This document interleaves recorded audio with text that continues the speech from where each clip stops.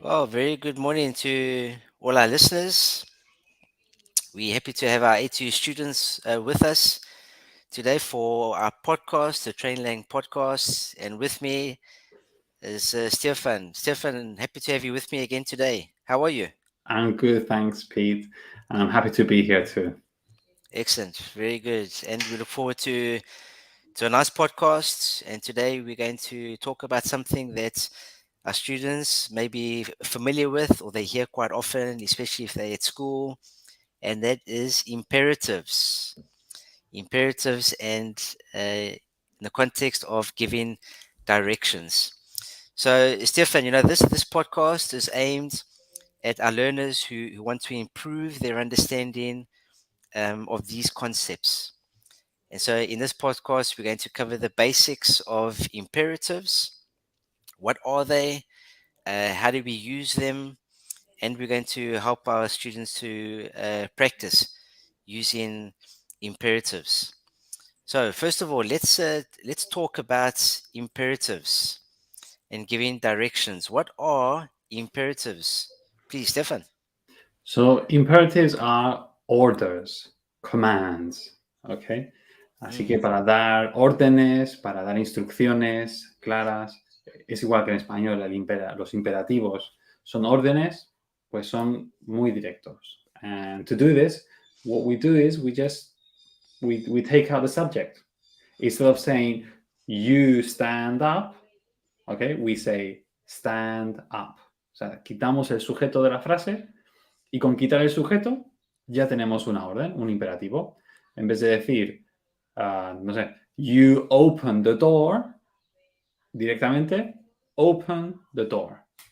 good. Excellent. Very, very good, Stefan. Can you think of any other examples that we can use in imperatives? Yes, we can say, for example, stop. Yeah.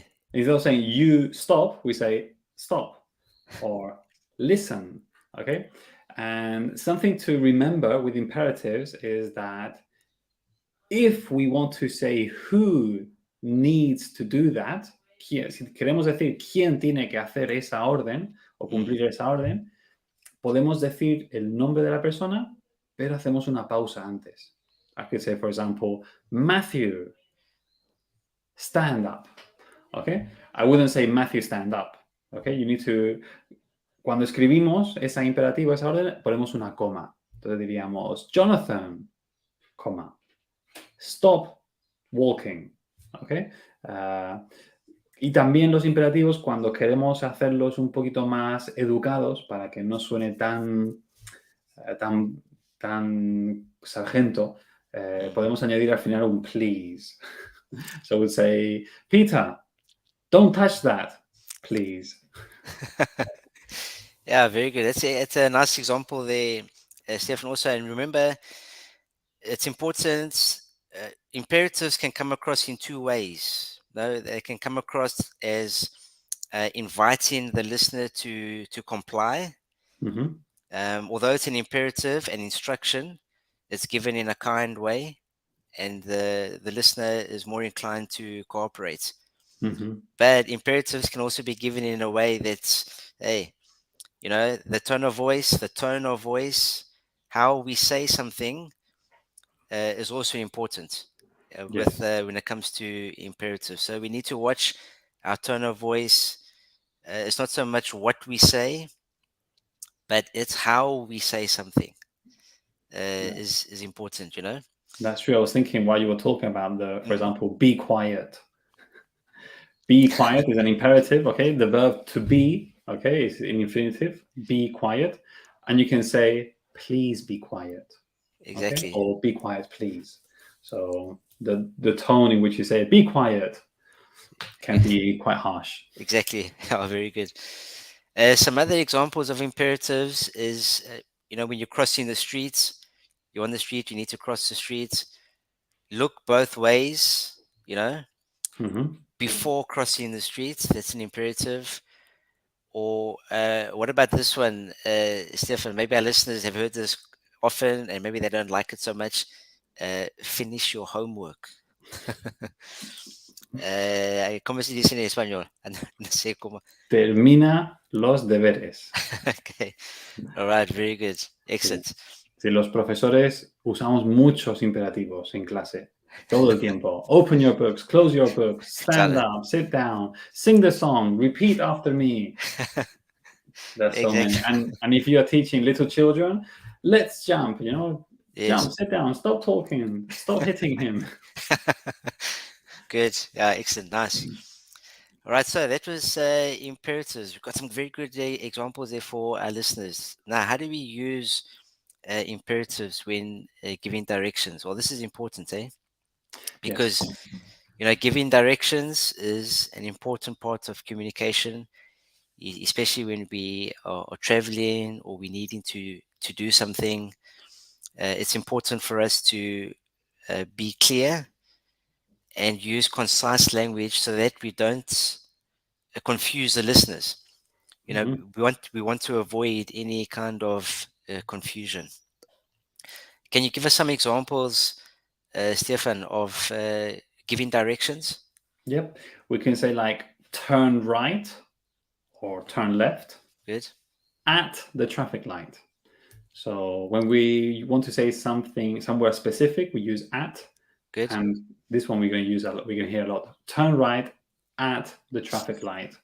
And if it's a street, okay, we can say turn right on the main street. Good. Okay. Excellent. Other ones that we can use, for example, go straight for 3 blocks. If you're giving directions, go straight for 3 blocks.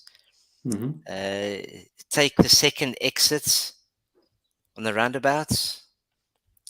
Others can be walk 2 blocks and turn right at the corner. Mhm. And I think we need to translate the second one you said. Mm, Take the second exit on the roundabout. So una rotonda, okay, that's a roundabout. And we take exits. ¿No? Tomamos la segunda salida. We take the second exit on the roundabout. Okay, and we need to, if you need to review in, on, at, then we encourage you to listen to one of our podcasts on those because we use a lot when giving directions. yeah, In, on, at, prepositions of place. very good. So it's good for our listeners to try and review that podcast Mhm. because we use prepositions a lot. Obviously, also when giving imperatives, using imperatives, giving directions. So really, in each of these examples, we can see that the speaker is using imperatives to give directions. And of Mhm. course, they're always followed by a preposition, at, on, or to. So it's important to note, Stefan, that giving directions involves using the imperative form of the verb to be. So, for example, the museum is on your right, or the bus stop is across the street. Okay, it's important to keep in mind. Any other information, Stefan, about when giving directions? What do we Yep. need to be aware of? When giving directions, many times some verbs they indicate a direction. Like we don't say go hospital. We say go to the hospital. Just like listen, we need to say Good. listen to, and that indicates to what we need to listen to or in what direction go. Or for example, go into. Okay, it also it indicates the direction in which that action is happening. But yeah, I Good. think that's quite clear. Yeah, excellent. So it makes your directions clearer and also easier to understand. No, so that's important. Let's put all of this into context. Hey, Stefan, what do you think? We do a dialogue for our listeners, Sure, no problem. and we're going to use imperatives, and we're going to give in giving directions. All right. So, what do you say? I start, Stefan. Okay, I'll follow. Okay. Hey, Stefan. Do you know how to get to the new restaurant in town? The new restaurant, actually, yes, I do. It's actually pretty close. First, you need to turn left at the traffic light by the bank. And we'll just give Peter a few more seconds. So as you saw there, I said you need to turn left at the traffic light, by the bank. Okay, we can say next to the bank, but apart from saying next to the bank, we can also say by the bank. Okay, so here you're giving me Yep, instructions, eh? that's good. Okay, so let's continue. Got it. And then what do I do? Then keep going straight for 2 blocks and you will come to a roundabout. Take the second exit. Second exit at the roundabout. Got it. And then anything else I need to know?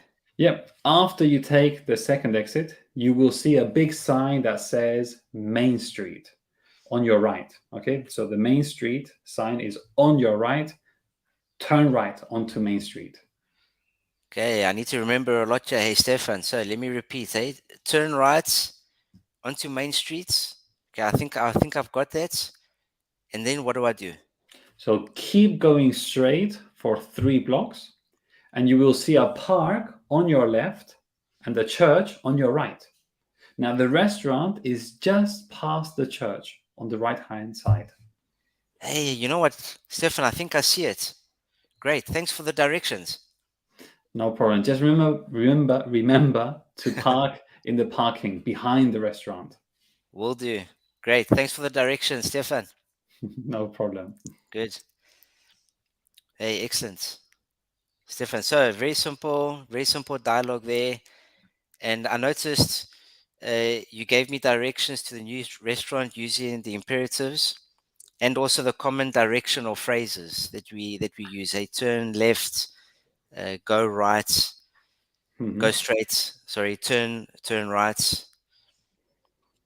Yeah, And and I then like that because the conversation I had, for example, go straight for 3 blocks. Okay, we don't say go straight 3 blocks, go straight for 3 blocks. Or also, we take exits on the roundabout, take the second good. exit, or turn right onto Main Street. Okay, so you turn right and then you are on that street. That's what it means. Good, excellent. So in this dialogue, Stefan, is it possible for you to just help our listeners? Let's see if we can identify some of the imperatives that we used here. Yep. So the first one I think I used, let me see if I go back, is take the second exit. Okay. Then turn right onto Main Street. Go straight for 3 blocks. Keep going straight for 3 blocks. Good. The another one would be park in the lot or park in the parking behind the restaurant. And that one, it said, just remember to, that's also an imperative. Okay. I'm telling you that we could say it's a double imperative. Remember and do this. Yeah, Just good. remember to, but it's a polite way to do it. Excellent. Nice. Thanks for identifying those imperatives for us. So let's summarize, Stefan. What have we learned? Let's see if we can help our listeners just to clarify some of the main points here.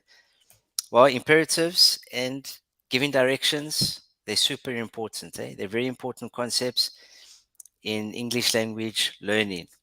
They're used to give commands or instructions. At the same time, we need to remember how we say something is important. Okay, our tone of voice. And then if our listeners practice these concepts, well, there's no doubt that they're going to improve their communication skills and become more confident in their English abilities. And that's really what we want. Now, through these podcasts, we want to help our students develop the ability to have confidence in speaking English and using the language. So if our listeners would like to learn more, have a good lesson with you, with Matthew, Jonathan, or any of the other teachers, where can they go? Please, Stefan. So they need to go to www.campus.trainlang.com. And at Trainlang, we have a very good lesson on this topic. The students will first learn the vocabulary, then they will see it in use. They will do some activities first, and then they will have a lesson with us. And we have a mini game where they can give directions or receive directions. It's really well done. Excellent. Very good. So great. I hope our listeners have enjoyed the podcast, Jonathan. And again, Stefan, thank you very much No problem. for your help and your support. And I hope our listeners have a good day. Bye bye. And you too. Ciao. Bye bye.